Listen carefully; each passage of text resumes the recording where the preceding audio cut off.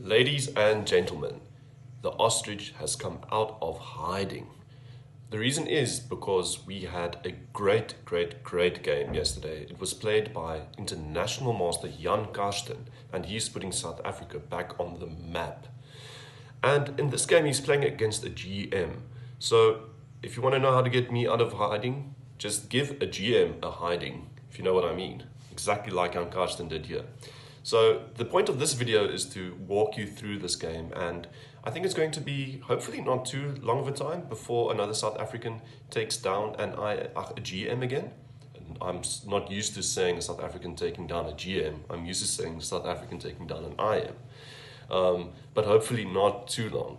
So enjoy this game with me. It's a rough ride, and I think in the middle game, Karsten did something really interesting that you'll want to stick around for. And especially in the end game, how he converted this game, how he dealt with time trouble. I'm getting into all of those dynamics, and it's going to be a fun ride. So let's go ahead, and well done to Jan again. I'm so proud of him. He starts with e4, as one should. We have c6, Karukan, and e5. No exchange variations. Bishop f5 and h4. The first really aggressive move of the game. It's saying that Jan is in an aggressive mood today, and he's really going to go for this GM's throat. h4, up the board, and going into these advanced variations. I guess a more normal move would just be something like knight f3, bishop e2, c3 is not such a popular move. Knight d2 also keeps the position flexible, because you still want to move this c4 pawn at some point. In any case, he goes h4, h5 stopping it, and we get into this position where the GM plays his knight to h6. Really, that's not a knight that you really want to be taking. There's a lot of counterplay for black on this side of the board. Rook takes back. So it's not the worst knight on the side of the board, and it also threatens to recapture the bishop with a knight. And so after bishop takes, this knight is on a really good square and is unopposed. That's what you want your knight to be, unopposed. So this is a great knight for black. Karsten obviously doesn't trade like that and develops his bishop to the queen side. Maybe setting up a the king side. So he's maybe thinking of a king side castle, which is a relatively nice and aggressive idea. Oops, I went all the way back. Let's jump back to where we were. And we were right about here. Okay, so it's at this moment that the game gets, I'd say, complex. He attacks the pawn on the queen side. Black's queen falls back. And I'd say he goes into his first real think. He's about at 40 minutes here, so he's been thinking a bit. But he goes into a real think here, and he plays e6. And e6 just threatens to disrupt this entire structure of black. If he recaptures with the pawn, then we have knight f5, hitting all of these weak squares. So, and it's not really a pawn you can ignore, it's attacking a queen. So the GM does what he should, and he recaptures. Queen takes e6, and here, this is the reason why our IM went into such a deep think and for so long. He wanted to play queen takes b7, attacking that rook on the a8 square. But it's tricky because black gives up the rook in order to trap the queen. So you are forced to give your queen for the exchange of two rooks. So while assessing the position after e6, I'm pretty sure Karsten was looking at this position and examining whether or not he should go in for this type of game, where you're playing with two rooks against your GM opponent with the queen. And usually you can think about this position in a way where you need to consider your own king's safety and his king's safety, how your rooks will be coordinating. And I'd say his king's safety is good, and rook coordination is not completely there yet. That's why you see the computer gives a minus 0.6 for his opponent. But here, he just starts his masterclass. Okay, maybe not a complete masterclass, but for the next couple of minutes, it's just pieces rearranging and both sides scheming how they will develop their positions further. Black has got this awful bishop on f8, and white tries to get these rooks into the game. So slowly but surely maneuvering forwards. Queen to d3 was the first moment I thought that the momentum was going to go in the wrong direction. Because suddenly I thought, how is white really getting rid of this queen? And if black manages to play the move e5 at some point, So let's just make an example move. Okay, well, if black plays e5 at some point, I thought white would really struggle, but he'll probably need to prep that with bishop g7 and so forth.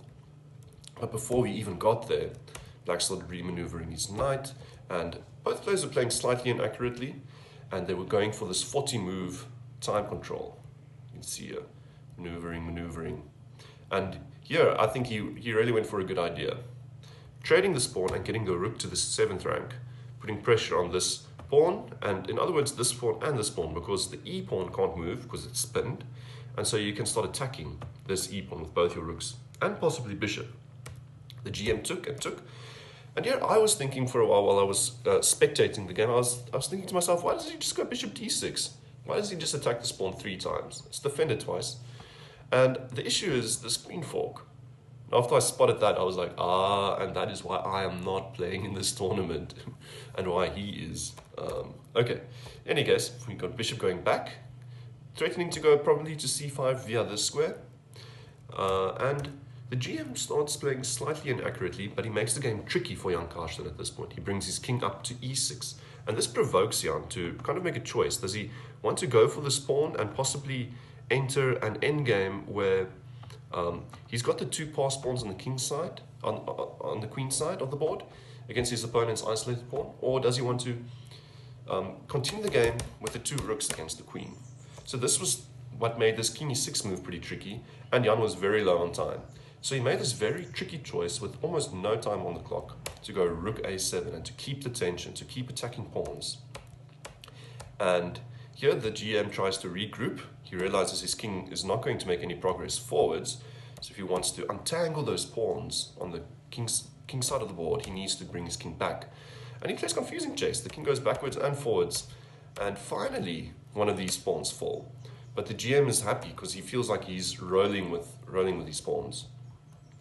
Until our IM from South Africa, a guy that shares my name, Jan, comes up with this sneaky maneuver. At first it seems like he's just attacking the pawns on the king's side through bringing the rook around. But then, after a while, you realize that it was a lot deeper than that. He is going after the king. So just, by the way, this bishop here, it moved to cover this square because we had rook check coming in, which would have forked the bishop. But then, after we saw rook h6, by the way, I think rook c6 would have been an improvement.